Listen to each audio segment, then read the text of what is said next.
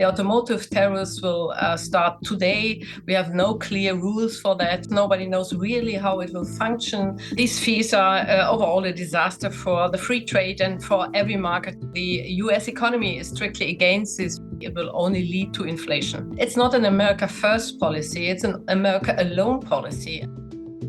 Cars. It's one of Germany's most important manufacturing sectors and is now under new U.S. tariffs, which come as the automotive industry here is already facing headwinds. For more, we're joined by Hildegard Müller, president of the German Association of the Automotive Industry. Hildegard, thank you for joining us. But start us off.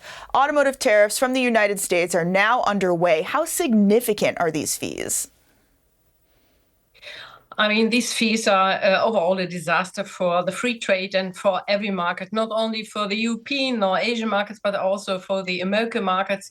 And so, as I learned, also the US economy is strictly against this. For example, parts from suppliers will also go to American automotive industry, and that will affect us. And at the end of the day, it will only lead to inflation. How are the companies that you represent already responding or accounting for these tariffs? I mean, to make it clear, the German automotive industry has 140,000 employees in the US, more than 2,000 plants. We are producing 840,000 cars.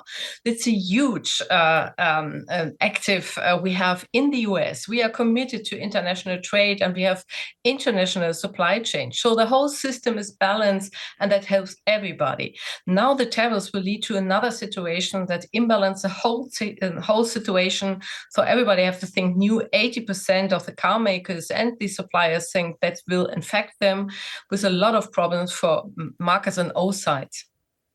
What kind of vehicles are most exposed to these tariffs?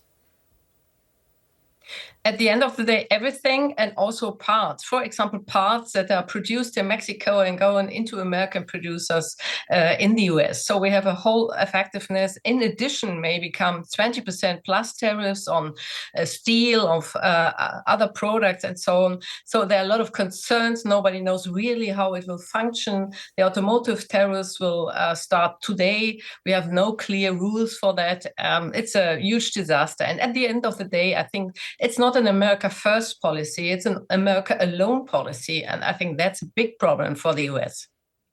Briefly, what are you hoping for in terms of next steps from the EU leadership? Yeah, I think it's a robust reaction needed from the world at all, not only from the US, from the EU, but from every part in the world. And but still, we hope that negotiations are possible to have a solution for the problem. It's not only to rise tariffs, you can also bring them down. You have possibilities to work together in different opinions, for example, in standards or whatever. And we hope that there will be negotiations. Hildegard Müller, president of the German Association of the Automotive Industry. Thank you for joining us. Thank you very much. For more about this latest round of tariffs announced by President Trump on Wednesday afternoon, Washington time, I'm joined by Lisandra Flach from the IFO Institute in Munich. Lisandra, spell this out for us. What tariffs have been placed on Europe? Yeah, so last night, Trump announced 20% tariffs on all goods coming from the European Union, with a few exceptions, such as pharmaceutical industry, but in general, 20% tariffs. And this is, in general, a sad day for the world economy if we think of reciprocity, rules-based trade, and multilateralism.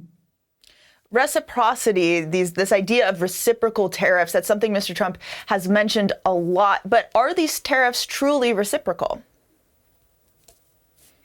Yeah, so the multilateral tariffs, they are negotiated at the rounds of the World Trade Organization.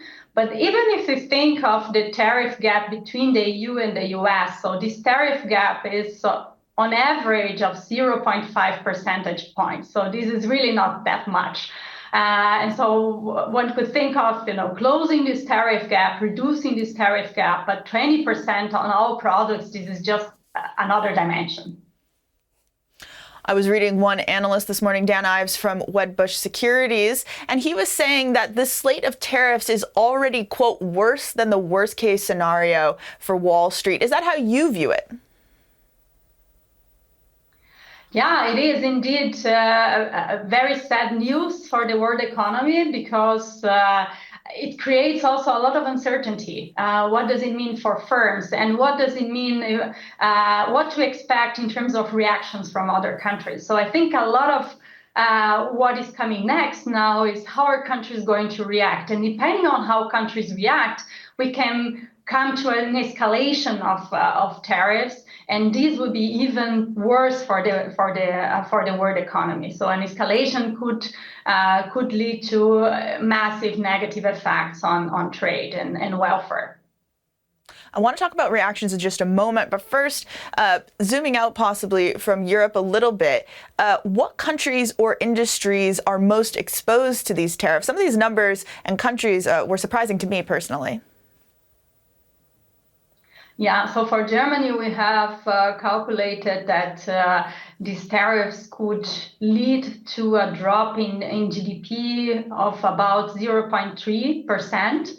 And some sectors, in particular the manufacturing industry, of course, is affected. In particular, some sectors within manufacturing, such as machinery and the automobile industry. These are the sectors that may expect or a large losses in value added and in exports, not only to the US, but overall, because part of the exports can be diverted to other countries, but not everything, right? So there will be losses in sales. In terms of reaction, which we've already touched on just a little bit, what have you been hearing since the announcement from either politicians or business leaders? Yeah, it's the hope is that the European Union will respond with unity, right, and not impose flat or blanket tariffs on the US, but really threaten and really impose counterfactual measures on pointed goods. So I think this is important on how to react, and the EU should not react in a just hectic way, just to see, just to impose flat tariffs that could then lead to an escalation of the conflict. But it's definitely necessary to impose counterfactual measures. Yeah. The threat of these tariffs has been looming for a little while now, and we've heard EU leaders talking about an appropriate response.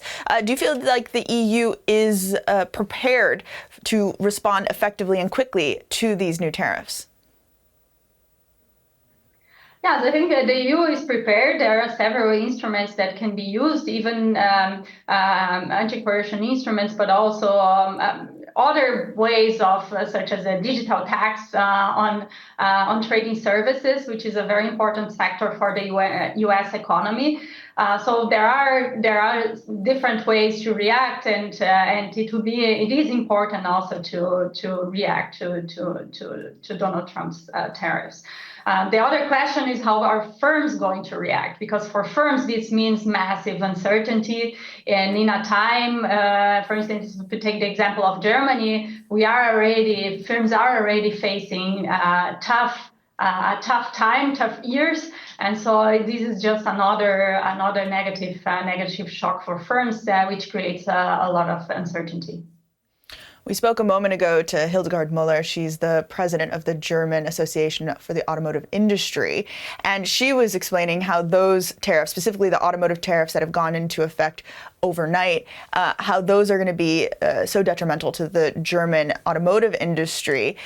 Are we expecting these new tariffs that have been announced from the Trump administration to compound with the automotive tariffs, or how does that work exactly? Yeah, so in this case, in fact, in our calculations, in our simulation exercise, the automotive industry is the most severely hit industry in Germany, and we calculate value-added losses which can go up to 8% depending on the scenario. So it depends now what will be negotiated, what will be the terms, and are also automotive parts going to be part of the tariffs, tariff negotiations, or only automobiles? But in general, this is a sector that is massively hit and the most severely hit in Germany. You mentioned earlier this 0.3% hit to the German economy. I've been looking at some of the European Commission's own figures as well. They are also expecting a 0.3% hit to the European economy. And if the EU were to retaliate, it could mean a 0.5% hit to the European economy. So looking forward and keeping those numbers in mind, how big of a threat to the kind of floundering recovery from the pandemic are we talking about here? Could this bring Europe into recession?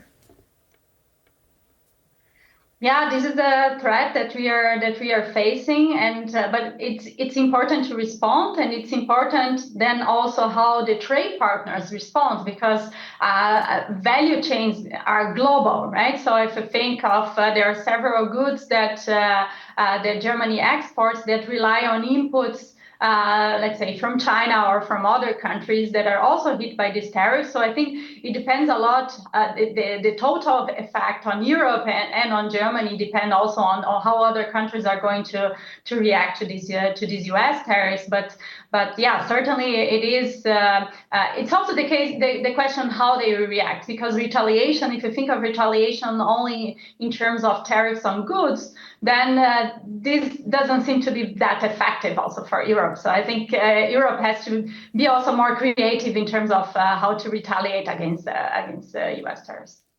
What other tools are at the European Commission's disposal here? Are there perhaps other controls we could be talking about, not just tariffs as a countermeasure? Yes, and also, so as I mentioned before, I think trading services is one key element, because so if you think of the tech enterprises in the US, they are key for the US economy, and so if you create if you include them in the game, I think that's then a different dimension, because half of the trade between, let's say, the goods that are exported from the US to the EU and to Germany also in particular are trading services and not trading goods. And for Germany, it's only 30%. So the US exports a lot of trading services for Germany. So I think including these other dimensions is also important. I hope I'm not asking you to read any minds here, but do you have clarity, or do we have clarity on how the tariffs were calculated? For example, do the 20% new tariffs come on top of this 25% auto tax, or where did we get this 20% figure from?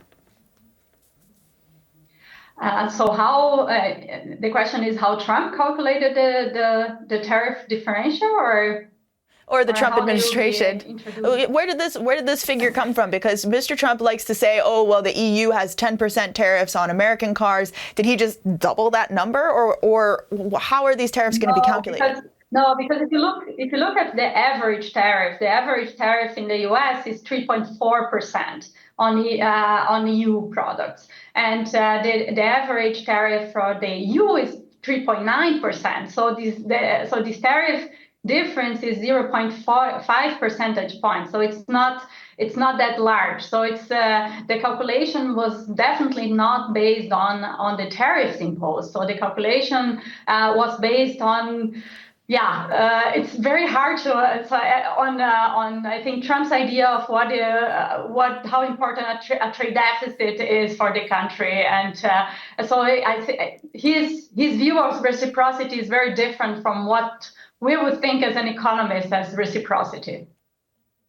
Lisandra Flach from the IFO Institute in Munich, thank you for joining us.